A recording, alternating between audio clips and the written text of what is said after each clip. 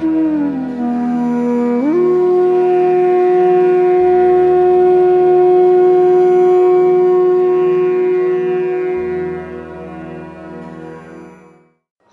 को खोजने वाले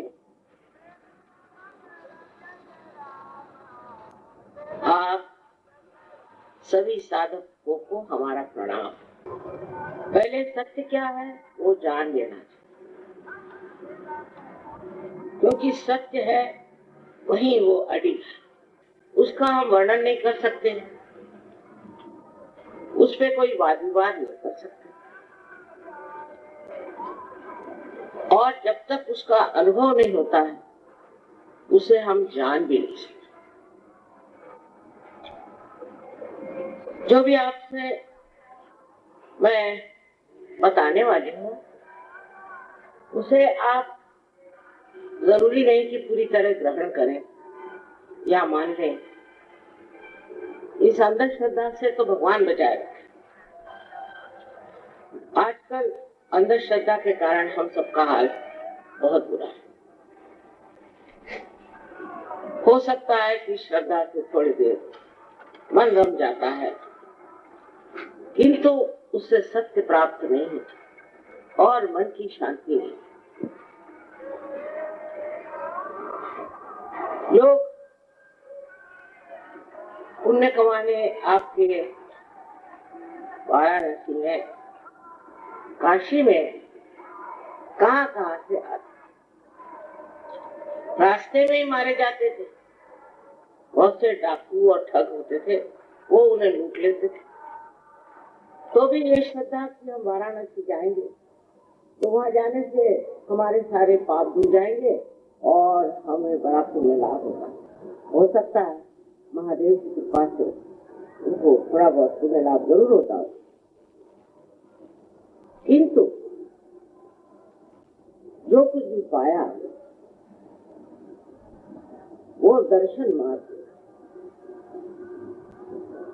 जैसे कि एक बड़ी सुंदर सी तस्वीर है और उस तस्वीर में, उस चित्र में चित्रकार ने बहुत सुंदर ऐसी सृष्टि रचाई, उसका सौंदर्य देख देखकर अभिभूत हो जाए।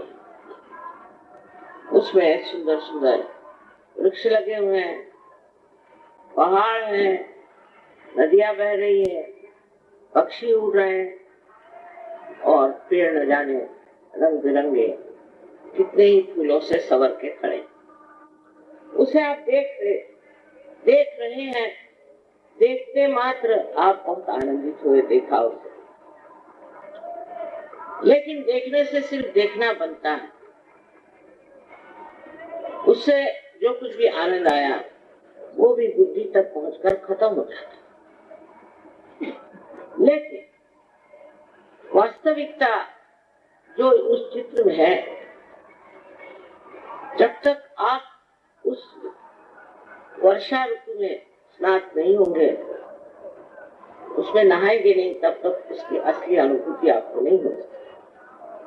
इसी तरह बाह्यता आप कुछ भी करें धर्म के नाम, पुण्य के नाम में, सत्य के नाम में, वो बाह्य होता है।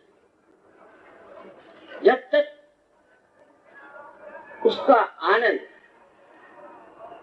आत्मा का आनंद, आत्मानुभूति हमें आती नहीं, तब तक वो आनंद क्षणिक होता है और उसका हमारे ऊपर विशेष परिणाम नहीं। जैसे कि हम देखते हैं लोग, अभी मैं गई थी वहां पुणे, एक बड़ी बड़ी कॉन्फ्रेंस बनाई थी, शांति की कॉन्फ्रेंस। उसमें न जाने लोग क्या क्या कह रहे। कोई कह रहा था हमारा धर्म अच्छा, दूसरा कह रहा था हमारा धर्म अच्छा, तीसरा कह रहा था हमारा धर्म अच्छा। हालांकि मैं देर से पहुंची, मैंने ये सब कुछ सुना नहीं। मैंने सिर्फ ये कहा कि कोई सा भी धर्म जो पालन करता है उससे क्या, उसे कोई रोक सकता है किसी को कर्म से? कोई भी धर्म का आदमी हो, उसको छुट्टी है, उसको कोई बंधन नहीं, वो चाहे जो कुकर्म करे और वो करता है। ऐसा तो नहीं देखा कि एक ही धर्म के लोग कुकर्म कर रहे हैं और दूसरे धर्म के लोग बिल्कुल नहीं कर्म कर रहे हैं। यहाँ से वहां तक देखा जाता है कि ये धर्म की जो भाषा है ये बदलनी पड़ेगी। सिर्फ कहने से कि हम फलाना है, हिंदू है, क्रिश्चियन है, ईसाई है, सिख है, जैन है, बुद्धिस्ट है, जो भी हो, उससे कुछ फर्क नहीं। जब तक मनुष्य अंदर से परिवर्तन को प्राप्त नहीं हो सकता, जब तक उसके अंदर ये बदल नहीं आता, तब तक यही कहते रहेंगे कि ये नामधारी, कोई नाम चलाने वाला कोई तो भी है, और फिर उसी नाम को लेकर लड़ रहे हैं, मर रहे हैं। क्या फायदा? आपने असली धर्म को तो पाया ही नहीं। इस बात को पहले समझिए। क्या आप झूठ नहीं बोलते? क्या आप द्वेष नहीं करते? क्या आप दूसरों की चीजें नहीं मारते? क्या आपके मन में पूरी तरह समाधान है? क्या आपके अंदर पूरी तरह से शांति? क्या आपके अंदर प्रेम का स्रोत निर्वाज बगैर किसी अपेक्षा के बढ़ता है? वैसे बहते रहता है? ऐसे तो नहीं होता जैसे साधु संतों का हाल था, जैसे सूफियों का हाल था। वो तो आपका हाल होता नहीं है। तो जो धर्म धर्म धर्म करके आप अपने को बड़े धार्मिक कहलाते हैं, पहले जानना चाहिए कि धर्म अंदर जागना चाहिए। जब तक ये धर्म हमारे अंदर नहीं जागेगा, तब तक हम एक आडंबर में छिपे। ये मान लिया कि हम बड़े धार्मिक हैं और सोच लिया कि हम बड़े अच्छे बुरे की बात हम नहीं कह, पर असलियत में आप जो हैं वो बहुत ऊंची चीज है। आप क्या है?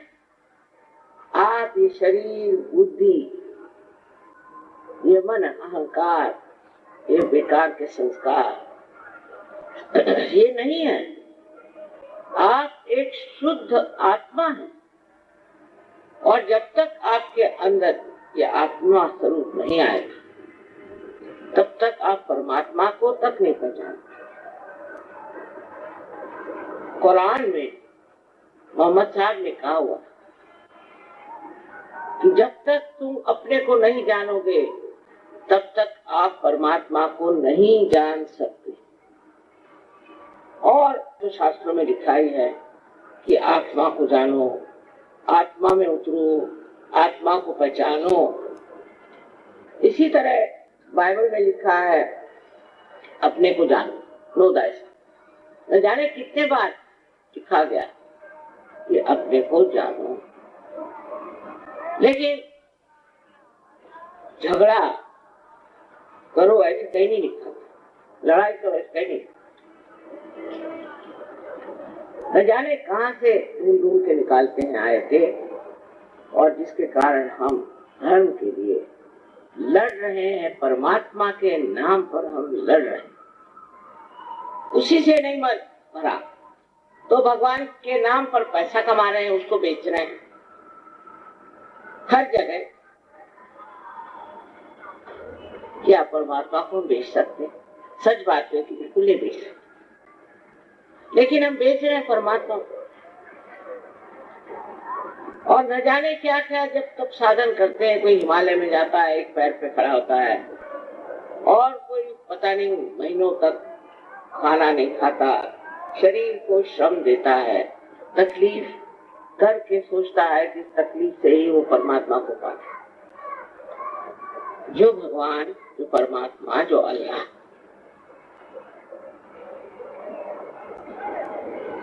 जो एक परम पिता परमेश्वर है, वो आपके पिता से कहीं अधिक प्रेम करता है आपसे। उसके हृदय में आपके ये बहुत बड़ी जगह है। क्या वो चाहेगा कि उनसे मिलने के लिए आप ये सब दुनिया भर की चीजें करें, अपने शरीर को दुख दें, तकलीफ दें, मारपीट करें?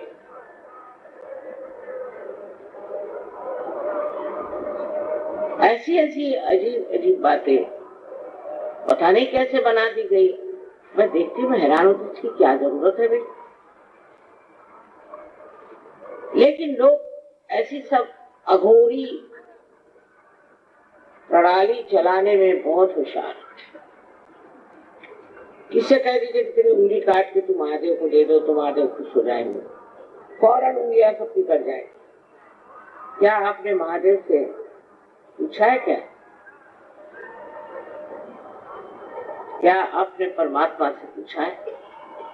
इस तरह की अपनी ताड़ना, अपना छल, अपने को तकलीफ दे करके परमात्मा नहीं। उसी प्रकार दूसरों को छल के, दूसरों को मार के, दूसरों को ये करके भी परमात्मा कभी नहीं मिले। अब आप देखिए कि मूसा ने जो कुछ लिख दिया, खुद तो किसी ने लिखा ही नहीं, औरों ने उनके बारे में। तो उन्होंने कहा था कि ऐसा आने वाला है कोई। उसके बाद ईसा मसीह आए, उन्होंने मूसा की बात लिखी, बिल्कुल जैसे कोई उनके वही बड़े बुजुर्ग हो गए, बहुत साफ साफ उन्हीं के बारे में। उन्होंने नहीं, लेकिन जिन्होंने लिखा उन्होंने यही लिखा कि ईसा मसीह ने ऐसे कहा, जो मोहम्मद साहब है। उन्होंने भी ईसा मसीह के बारे में लिखा बहुत ज्यादा, और इतना ही नहीं, उन्होंने उनकी माँ के बारे में बहुत ही ज्यादा गौरव से, इज्जत से उनके बारे में लिखा कि खबरदार अगर उनके इज्जत के बारे में कोई बात करे तो। अब ऐसी 3 किताबें हो गई, और ये तीनों आपस में किस सिलसिले में लड़ रहे हैं, मेरी आज तक समझ में नहीं आता। जब एक का दूसरा दूसरे से तीसरे ने वर्णन किया हुआ है, तो किस लिए लड़ रहे हैं? तो स्वभाव ही लड़ने का है, किसी भी बात पर जोर देके और लड़ना। फिर धर्म जो है डंडे की जोर पे नहीं चल सकता कि तू ये पाप करेगा तो तुझे ये दुख होगा, तू ये करेगा तो तुझे वो मिलेगा। ये सब बेकार की बात है। या तेरे हाथ पांव जला दिए जाएंगे, तेरी गर्दन काट दी जाएगी, ऐसा कह के कोई अगर धर्म दे तो क्या वो धर्म हो सकता है? जब धर्म प्रेम करे, एक आविर्भाव, प्रेम से ही धर्म तैयार। ये तो धर्म काय को चाहिए? जानवरों का धर्म है कि धर्म बंधे हुए हैं, पशुपतिनाथ उसको संभाले, सबके बंधे हुए। एक सांप होगा तो सांप रहेगा, एक बिच्छू होगा तो बिच्छू होगा। इंसान में तो आपको सभी के सब मिल सकते हैं और पता ही नहीं चले कभी कौन रखे। इस तरह से मनुष्य विचलित हो गया, और किस चीज से क्या प्राप्त होगा। जब हम अपने देश की ओर नजर डालते हैं तो समझ में नहीं आता कि क्या हो गया दुनिया में, और वो देशभक्ति कहाँ चली गई, जिसके पीछे में हजारों गर्दनें कट गई, चाहे वो हिंदू थे, मुसलमान थे, चाहे सिख थे, ईसाई थे। आज वो लोग गए कहाँ, और ये सारे भूत कहाँ से आ गए? कहाँ से चुन चुन के ये राक्षसी प्रवृत्ति के लोग जो सिर्फ पैसा चाहते हैं, कैसे आते? क्या वजह? इसकी वजह क्या? इसकी वजह यह है कि जो उनको चुनते हैं उन्हीं को समझ नहीं किसको चुनना चाहिए। उन्हीं में शक्ति नहीं किसी को चुनना चाहिए। जो 5 रुपए दे दिया तो वोट दे दिया। शक्तिहीन देश पे और कौन राज कर सकता है सिवाय राक्षसों? इसलिए हमें शक्तिशाली प्यार की शक्ति से हमें भर ले, और बहुत आसान। आपने सुना ही है कि आपके अंदर कुंडलिनी नाम की शक्ति, कुरान में इसे असस कहा गया है, पर कुरान पढ़ता कौन है? मुल्ला तक तो पढ़ते नहीं। और बाइबल में भी कहा हुआ ये ऐसी शक्ति हमारे अंदर है, और जब ये जागेगी तो चारों तरफ फैली हुई इस चैतन्य शक्ति से एकाकारिता आएगी। चारों तरफ फैली हुई ये परमात्मा के प्रेम की शक्ति, जिसे हम रूह है, उसे एक उसी वक्त कहना चाहिए कि हमारा परिवर्तन शुरू हो गया। और ये एक जीवित क्रिया है, जीवंत क्रिया है। अगर आप एक बीज को मां के उदर में डाल दें तो वो पनप जाता है, उसमें अंकुर आ जाते हैं। उसके सामने कोई सर के बल खड़ा होने की जरूरत नहीं। वो पृथ्वी स्वयं ही शक्तिशालिनी है, और वो बीज में भी वो शक्ति है कि वो अंकुरित हो जाए। उसके लिए कोई भी विशेष प्रयत्न करने की जरूरत है। इसी प्रकार आपके अंदर भी ये शक्ति है, वो बनी हुई बैठी हुई वहां शक्ति है। वो फिर आप किसी भी जाति के हो, धर्म के हो, देश के हो, कौन सा आपका रंग हो, कुछ हो, वो सब आप इंसान के अंदर बसी हुई शक्ति है। वो जानवरों में उतनी नहीं। आजकल बहुत चला है कि जानवर बचाओ इंसान मारो। ये शक्ति जो है मनुष्य के अंदर पूरी तरह से समृद्ध हो जाए। जानवरों में भी होती पर समृद्ध नहीं। ये तो सिर्फ मनुष्य की विशेषता है, उसके अंदर ये समृद्ध हो जाए। और उस समृद्धता में अगर कोई जानकार हो तो कुंडली का जागरण हो जाए। अब ये बताइए कि जब आपने जमीन में बीज लगाया तो कितने रुपए दिए थे उस माँ को, उस भूमि को कितने रुपए दिए थे? तो पहली तो बात ये जान लीजिए कि भगवान के नाम पर किसी को भी एक पैसा देना भी पाप। हाँ, और काम के लिए दे सकते हैं। अभी मंडप बनाया, ठीक है दीजिए, बत्ती जलाई, ठीक है दीजिए, ये जगह भी दीजिए। लेकिन आध्यात्म अपने आत्मा स्वरूप में प्राप्त होने के लिए आप पैसा नहीं दे सकते। इसका मतलब ये है कि वो बिल्कुल व्यर्थ चीज। क्या यह जमीन जानती है पैसा क्या चीज है? या परमात्मा जानते हैं कि पैसा क्या चीज है? ये तो हम लोगों ने अपना सरदर्द बनाया हुआ। पर यही बात आप समझ लें कि कोई पैसा नहीं दे सकता। तो जितने भी गुरु घंटाल घूम रहे हैं वो सब अपनी अपनी जगह चले। ये समझ लें, और समझ ये है कि इसके अंदर ये जोत चल गई, वो आदमी ही बिरला, वो एक विशेष स्वरूप प्राण होते। कबीर के जमाने में कितने लोग हो गए, पर हम कबीर ही को क्यों याद करते? नानक के जमाने में कितने हो गए, पर हम नानक को ही क्यों मानते? इसी प्रकार महाराष्ट्र में भी बहुत बड़े बड़े संत साधु हो गए, उनको मारा पीटा सताया, उनको इतना छला है इन लोगों ने। इन धर्म मार्तंडों को जिनके चरणों में आप रहते हैं, इन पंडितों ने, इन मुल्लाओं ने, सबने उनको छला है और छल छल के इनको मारा है। ख्वाजा निजामुद्दीन साहब को देख लीजिए,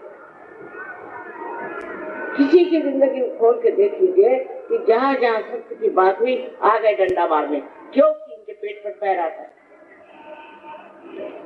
लेकिन ये जान लीजिए कि पैसे से काम नहीं। और दूसरा, आप अगर कोई ऐसा करेगा तो उसको हरना पड़ेगा। विश्वेश्वर अब जाग गए, और जब वो जाग जाते हैं सोते रहे सोई अच्छे, और जब जाग गए तो न जाने कहां से कहां क्या। इसलिए ऐसे लोगों के पीछे जाना ये भी गलत चीज है। उससे अपनी भी हानि होती है, अपने बच्चों की भी हानि होती है, शरीर की हानि। अगर आपको कोई तकलीफ है तो आप ही उसको खुद ठीक कर सकते। इस कुंडलिनी के जागरण से अनेक चमत्कार आज घटित हुए। अब उनकी बात मैं नहीं करूंगी, क्योंकि उसका अनुभव जब तक आपको नहीं आया बेकार है वो बात करना। लेकिन कुंडलिनी के जागरण से सबसे पहले तो आपकी शारीरिक विवेक तकलीफ हो जाए। शरीर में जब कोई व्यथा तो वो पूरी तरह से ठीक हो सकती है। अब कोई कोई की नहीं होती, ये जरूर है, लेकिन अधिकतर लोगों की शारीरिक व्यथाएं ठीक हो। आप कहेंगे कैसे?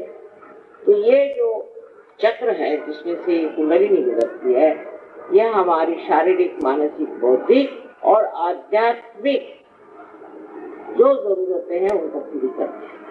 और जब इनमें खराबी आ जाती है, उसी से हम बीमार पड़ जाते हैं, हमें दिमागी जमा खर्च हो जाता है, या हमारे दिमाग खराब हो जाते हैं, या और तरह की भी जो तकलीफें हैं इन्हीं चक्रों के वजह से।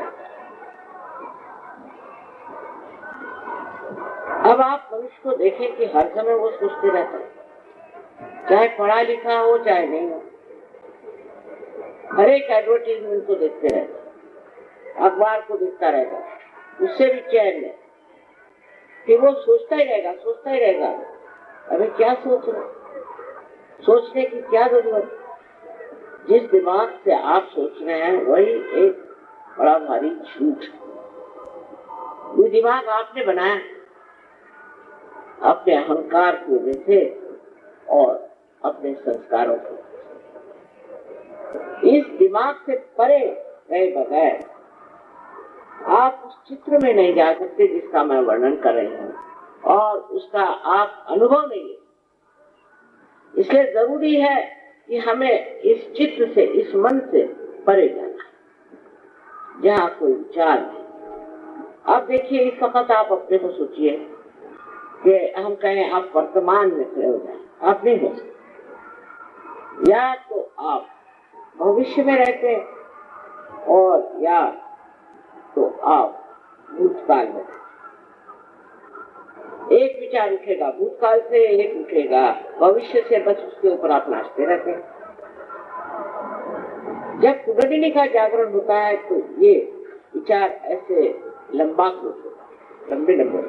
बीच में जो जगह बनती है वही वर्तमान है, और वर्तमान ही यथार्थ है, वर्तमान ही सच्चाई है, और वर्तमान ही रियलिटी।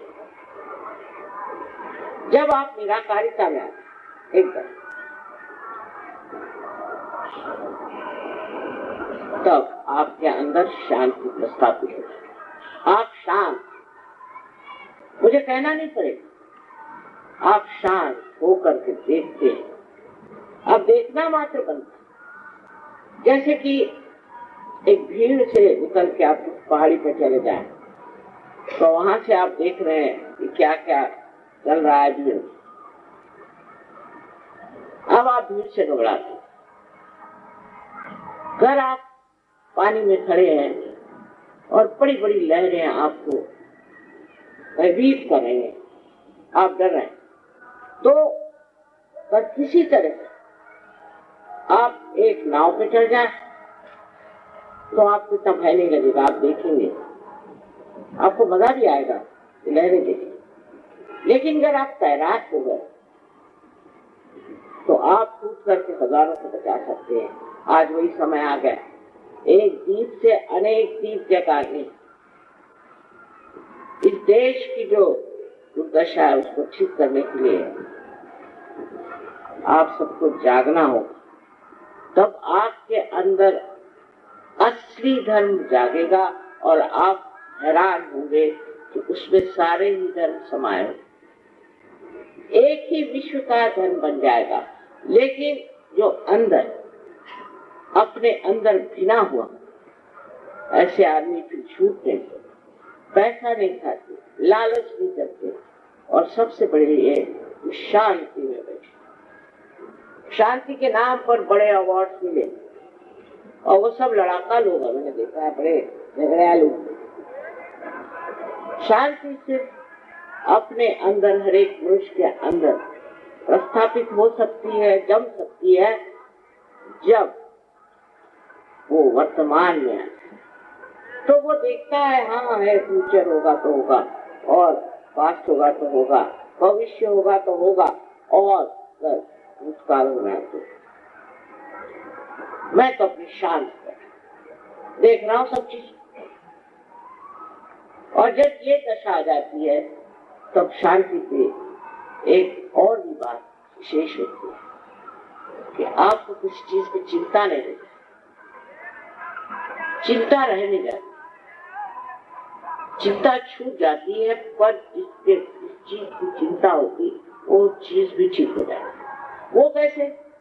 वो ऐसे कि आपका जो चित्त है, आपका चित्त खुद ही प्रकाशित हो। जब आपका चित्त प्रकाशित हो जाता है और आपका चित्त चिंता से पूरी तरह दूर हो जाता है, तब उस प्रकाश में वो चिंता छिप जाती है। लोगों के ऐसे सवाल थे जो एकदम ठीक हो गए, वो शांति से बैठे थे, हमने कुछ किया ही नहीं माँ, और सब ठीक हो गया। उसे झगड़ा था, वो दूसरे दिन आया और उसने मुझसे हाथ खिलाया। मेरा पैसा डूबने वाला था, उसने आके मुझे बता दिया, भाई तू अपना पैसा बचा ले, तुम्हारे लड़के की मौत होने वाली है, किसी ने कहा। पहले ना उसकी मौत हुई ना कुछ हुआ, ठीक बैठा हो। एक्सीडेंट हो जाएगा लेकिन कोई मरेगा नहीं, कोई बीमारी हो जाएगी उसमें वो ठीक हो जाएगा। ये तो छोटी छोटी न जाने कहां से कहां मनुष्य पहुंच जाता है, क्योंकि उसे शांति और सबसे बड़ी चीज है समाधान। अब आप सुन रहे हैं कि इन लोगों के पास करोड़ों करोड़ों रुपए है, क्या करने वाले पता नहीं, दीवार में चुनवा के रखे थे। आपको समझ में नहीं आया? एक बीमारी है कि बस जोड़ते जाओ, पागल। ये बीमारी छूटने के लिए, इसको भी कहते हैं अभ्यास, इसको कहते हैं कि लालच। ये छूटने के लिए कुंडलिनी से बढ़ के कोई साधन है, क्योंकि कुंडलिनी आपके अंदर समाधान का ऐसा दीप जला देती है कि कहने को लोग कहेंगे तो बड़ा गरीब है, लेकिन आप शहंशाह जैसे। इसको लालच नहीं, वही असली शहंशाह है, और जिसको लालच है वो भिखारी। ऐसी आपको एक नई शख्सियत, नया व्यक्तित्व प्राप्त हो, और फिर आप जानते हैं कि आप हैं क्या, आप कितने गौरवशाली व्यक्ति। आपको क्या पड़ी है? जब ये बातें आपके सामने आएंगी तो आप खुद ही अपने सोचेंगे, ये हूं मैं। प्यार का सागर हो जाए, एक बूंद जैसे सागर में मिल जाए और सागर हो जाती, इस तरह से आप एक सागर हो, थकान नहीं होती। अब मेरी उम्र तो आप जानते हैं, आप उससे यहाँ उम्र में कोई बड़ा होगा भी नहीं। रात दिन घूम रहे हैं, इस देश में जाओ, उस देश में जाओ, ये करो वो करो, मुझे कुछ नहीं होता, क्योंकि मैं कुछ कर ही नहीं रही। ऐसा ही लगता है।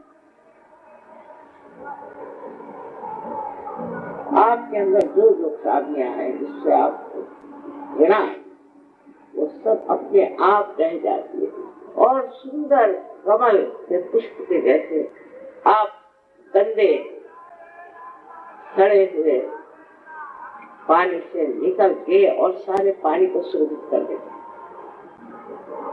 ये सब आपके अंदर है, ये धर्म भूमि है। मैं मानती हूँ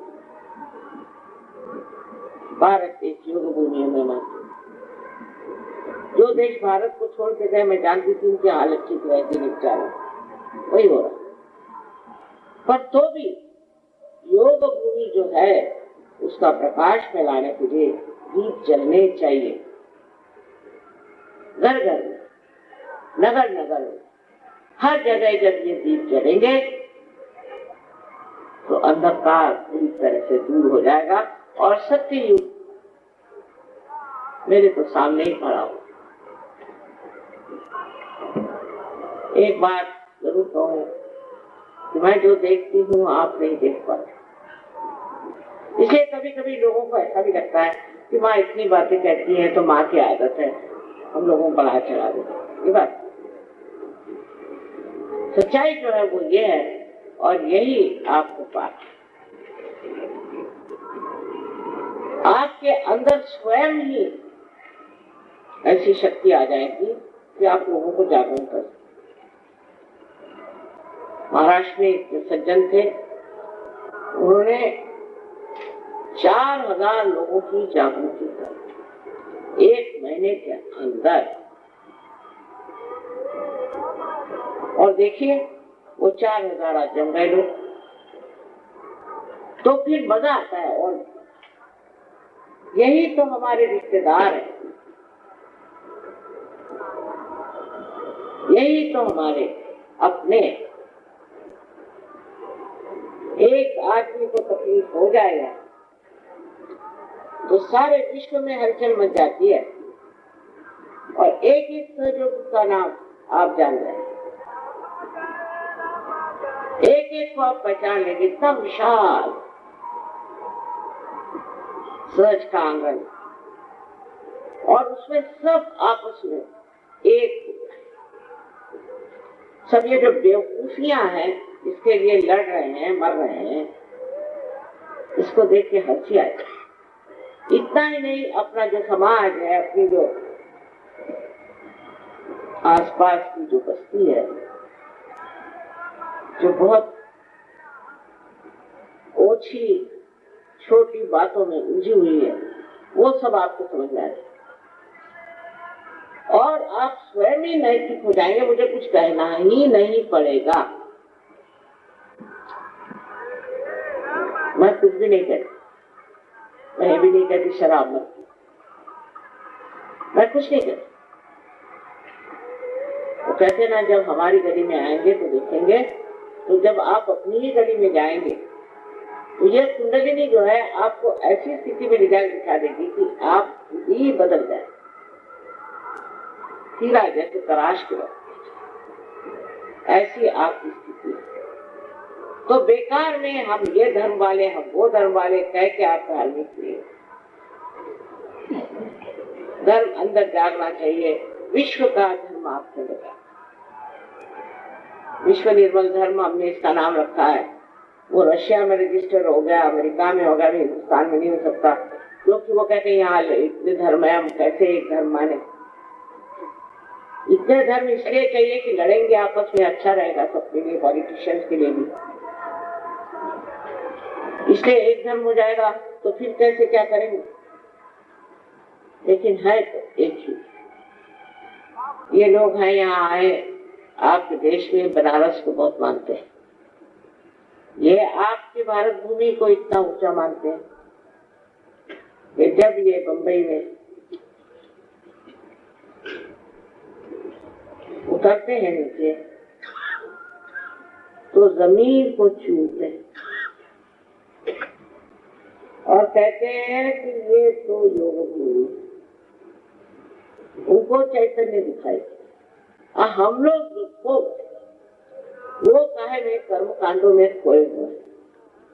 रशिया में देखिए, जिन्होंने कभी भगवान सुना नहीं, किसको कुछ मालूम नहीं, वो तो एकदम साफ सुथरी चीज, और ऐसे चिपक गए हमसे कि कुछ पूछे ही। और लाखों की तादाद में हमारा प्रोग्राम स्टेडियम में होता है, कम से कम 18 आदमी जो बैठते हैं, तो भी बार 4-6 हजार खड़े रहते। ये रशिया में हो रहा है, जहाँ भगवान का नाम ने, जहाँ बनारस जैसी धर्म भूमि ने है। और यहाँ क्या सोचना चाहिए कि कुछ न कुछ हमारे अंदर गड़बड़ है, इस गड़बड़ी को ठीक करना और उस परम आनंद की स्थिति पहुंचना। अब आपका मैंने कहा चित्त प्रकाशित होता है, उससे जहां भी आपका चित्त जाएगा वहां वो कार्य करेगा, वहां शांति करेगा, वहां अमन पहुंचाएगा, वहां कोई अगर बीमार होगा तो आपका चित्त मारे, क्योंकि आपके चित्त का जो संबंध हो गया है ये चारों तरफ फैली हुई इस सूक्ष्म परमात्मा की प्रेम की शक्ति से।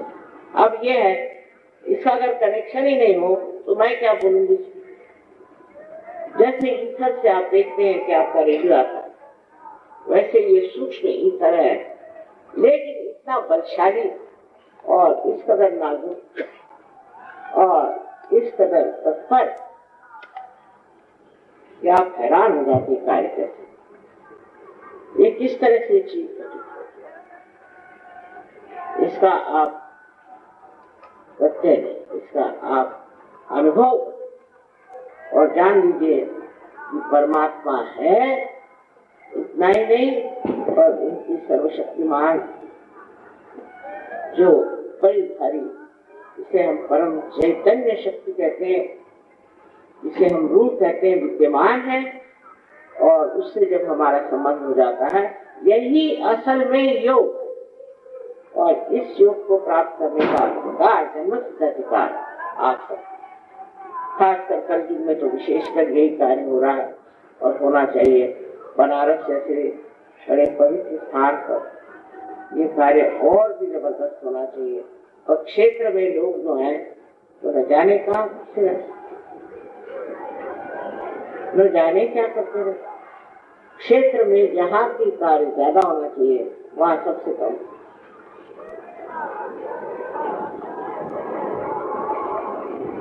एक तो भय के कारण, एक तो आदत के कारण, और एक पूर्णतया अज्ञान के कारण फालतू चीजों में हम लोग अपना समय बर्बाद करें। इसकी कोई जरूरत नहीं। हमारे यहाँ बड़े अच्छे अच्छे सेंटर्स हैं, बहुत अच्छे सहयोगी हैं, उनसे आप सब जान सकते हैं। पहले अंकुरित होते हैं, फिर उसके वृक्ष बनते। आपको भी उत्तम उत्तम वृक्ष बने। ये लोग यहाँ क्यों आए? क्योंकि ये सोचते हैं यहाँ सब बड़े साधु संत रहते, और ये मूवी जो है विशेष, अब मैं इनसे तो सच बात कहती हूँ, लेकिन आप लोगों की क्षमताएं से ज्यादा है, मैं बताता, क्योंकि आप इस पवित्र भारत देश में गए, बहुत आप विशेष, और आपको ये प्राप्त बहुत जल्दी होता है। इन लोगों ने तो हाथ तोड़े नहीं, आप लोगों को कोई मेहनत करनी नहीं, आप जानते ही नहीं कि आप हैं क्या। यही बड़ा भारी अज्ञान आपका। एक बार अपने को जान लीजिए, फिर आप सबको जान लीजिए। सबको मेरा अनंत आशीर्वाद।